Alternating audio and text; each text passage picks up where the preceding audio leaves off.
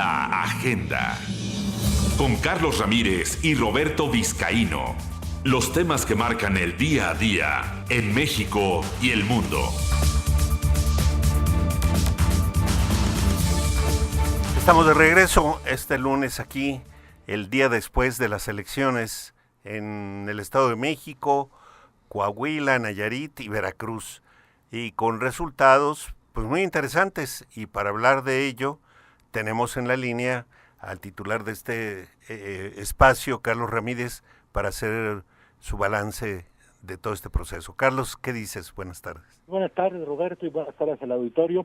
Bueno, pues es un balance desigual, pero lo más significativo es que las posibilidades de la protesta se están encarrilando al aspecto institucional. López Obrador, por ejemplo, ya pidió revisión voto por voto, casilla por casilla, en función de un criterio que está considerado en la ley. Es decir, tiene razón, porque de acuerdo a su objeción, el número de votos nulos es mayor al número de votos de diferencia entre el primero y el segundo lugar. Eso no quiere decir que la diferencia entre el primero y el segundo, que es de 168,385, y los nulos 176,168, no quiere decir que López Obrador vaya a lograr 170,000 como para darle la voltereta o el doble.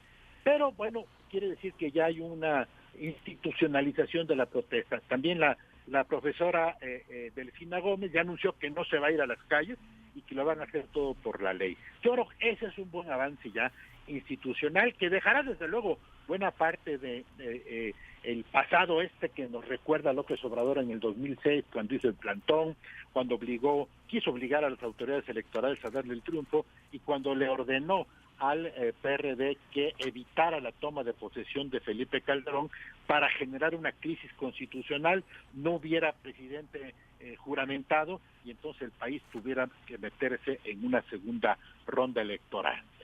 Por lo demás, la previsibilidad, al final de cuentas, en algunas de las encuestas acertaron.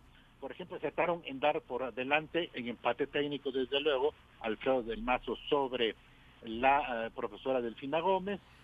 Acertaron en Nayarit, que fue muy obvia la ventaja que tenía el PRI, y de alguna manera unos dieron resultado en términos de la victoria del PAN y otros que están a la expectativa de que en la revisión ya de las impugnaciones se logre un equilibrio que beneficie al PRI. Lo que quiere decir pues que ya pasó la peor parte, fue una elección muy intensa. Desde luego quedan en el camino muchas irregularidades que pues hay que adelantar desde ahora, Roberto. No habrá ninguna ley electoral que las evite, como el tráfico de boletas, el tráfico de credenciales de elector, el tráfico de beneficios sociales a zonas a cambio del voto, lo cual no es nuevo, sino que lo inventó el PRI y prácticamente lo puso a su servicio el PRD. El PAN fue el gran fracaso en el Estado de México. Hoy mismo hay un artículo de Margarita Zavala de Calderón, la esposa de Felipe Calderón,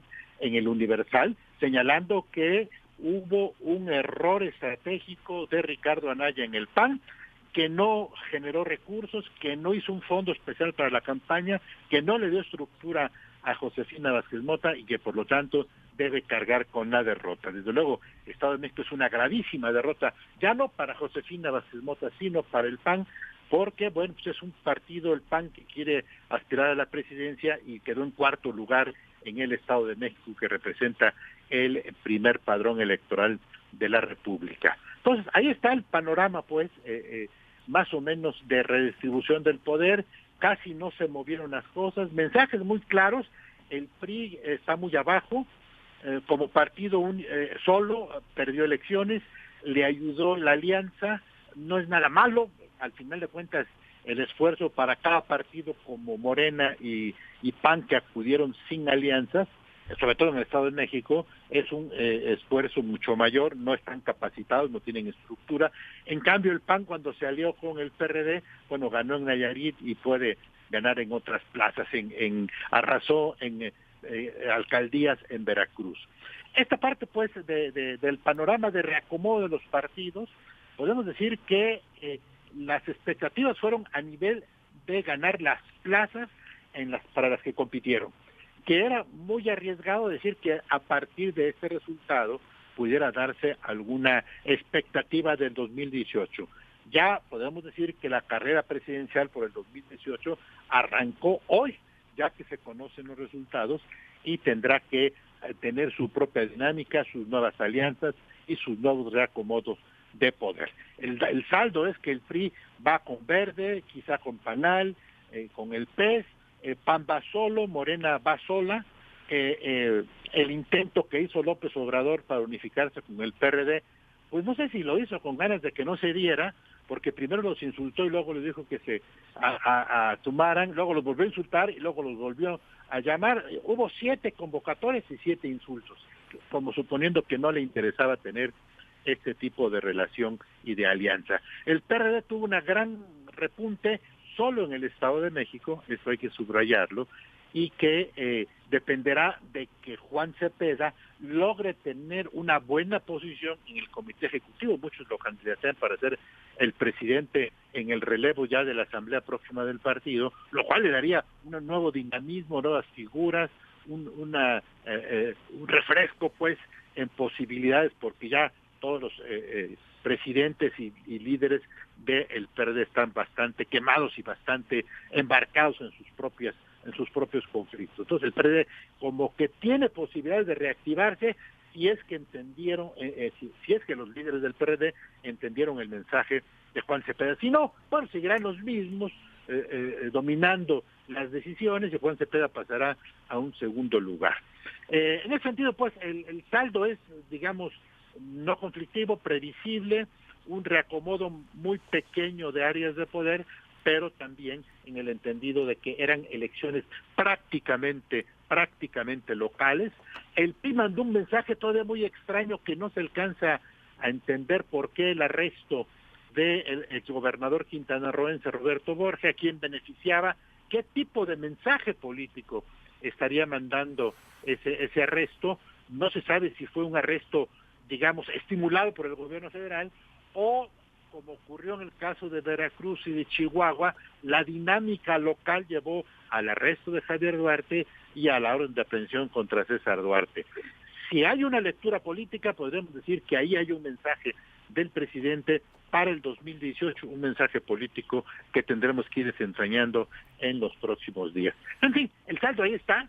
El Estado de México no hubo el salto cualitativo, no hubo la alternancia, fracasaron los académicos que pidieron el voto anti-PRI, anti-Peña, antisistema, sin presentar una alternativa, que era prácticamente un salto al vacío, y que la sociedad mexiquense, que tiene su propia lógica y sus propias necesidades sociales de marginación y pobreza, prefirieron votar por quienes garantizaba la continuidad de programas sociales.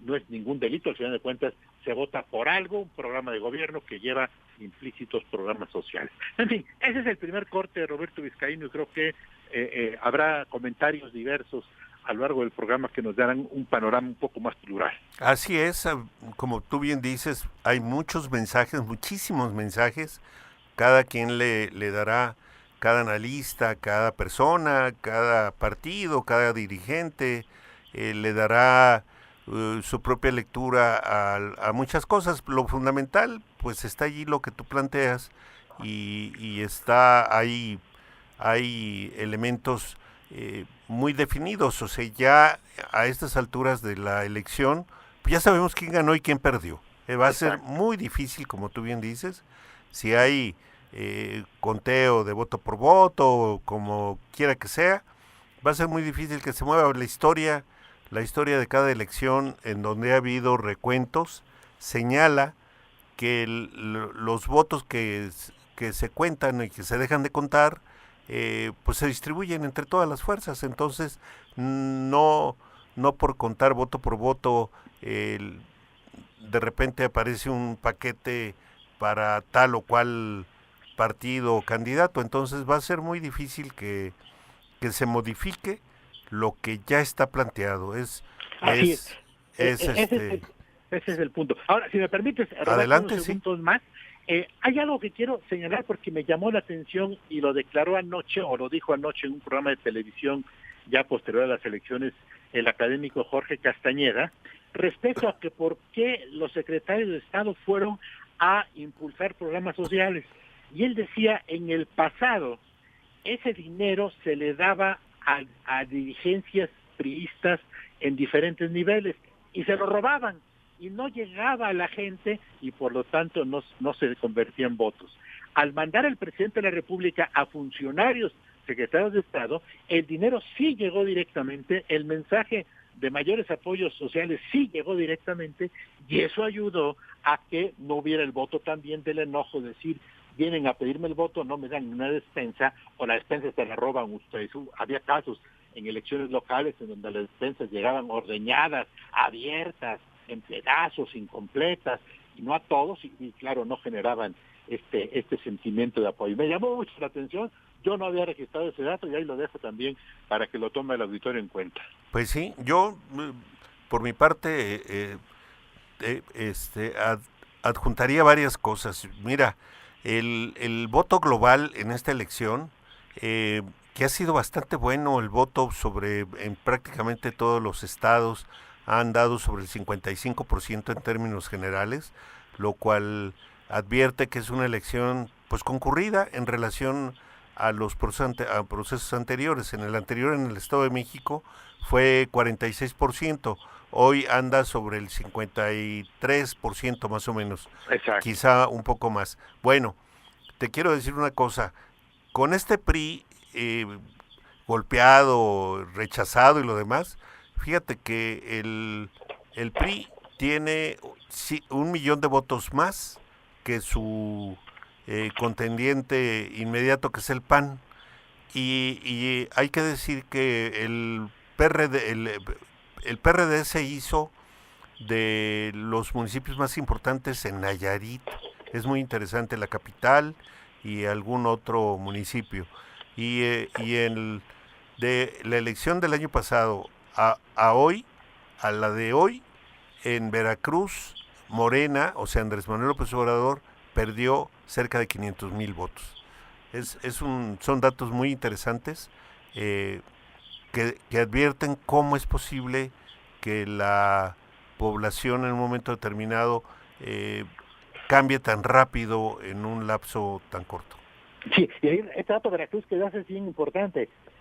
López Obrador elevó la votación por el PRD en Veracruz, perdón, por Morena en Veracruz, cuando encabezó la competencia por la gobernatura contra Yunes. Sí. Dejó de apoyarlos ahora porque se fue al Estado de México y se cayó la votación. ¿Qué quiere decir? Que el que jale el voto es López Obrador, y en la presidencial no se puede dividir en 32 entidades como para garantizar una lealtad del voto. Este dato es bien importante, habrá que seguirlo en otras plazas en donde baja la votación cuando López Obrador no hace campaña y solamente se consolida en las zonas donde tiene presencia física. Este es un dato mayor, yo considero, Roberto. Así es. Bueno, Carlos, pues mañana yo creo que le seguimos porque el conteo oficial es el miércoles. El miércoles, sí. Y allí los resultados finales, esos son los que van a ser impugnados en tribunales. Aunque hay que decir en esta parte, el PREP y el conteo rápido se hizo con base en actas. El cómputo distrital de pasado mañana será sobre las actas. Sobre actas y votos. En el 2006, cuando todos esperaban que en el cómputo distrital del miércoles después de la elección presidencial pudiera cambiar, pues no cambió nada. Tampoco hay que generar faltas de expectativas, porque mucha gente cree que el pasado mañana puede cambiar el sentido del resultado final. No, porque variará poquitito. En el 2006 hubo votos para Calderón, votos para López Obrador, pero no modificó la tendencia, y era medio punto porcentual. Aquí estamos hablando de 2 puntos porcentuales. Pero ahí está, oficialmente se terminará, yo creo que en la madrugada del miércoles. Hay que decir que en el Estado de México va a ser muy difícil que abran el voto, el conteo voto por voto, porque no hay las condiciones legales para hacerlo. O sea, donde dice que señala que si hay una diferencia menor al 1% entre el primer lugar y el segundo lugar, entonces podría darse esa posibilidad. Pero ahora no, ahora pues, son 2 puntos porcentuales de diferencia, lo cual es imposible Sí, el conteo. Eso por una parte, y por otra parte el Código Electoral no es muy claro porque habla de apertura de paquetes en votaciones de ayuntamiento municipales, no dice de gobernador. Así Entonces, es. va a ser interesante estos huecos que han dejado los propios diseñadores de la ley electoral, pero vamos a estar atentos a ver hasta dónde llega. Muy Pero bien. repito, se pueden abrir los paquetes, se puede hacer el conteo de acuerdo con la ley y no creo que varíe mucho porque no vería yo una diferencia de 170,000 votos ocultos, escondidos, borrados. Es imposible que ocurra. Pero bueno, habrá que darlo y quizá terminar ya con la polémica del voto por voto, casilla por casilla. Así es, Carlos. Bueno, pues te esperamos aquí mañana. Dale, cómo no, Muy bien, mientras nosotros vamos a un corte.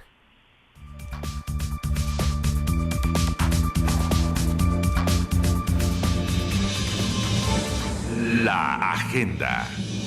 Con Carlos Ramírez y Roberto Vizcaíno. Los temas que marcan el día a día en México y el mundo.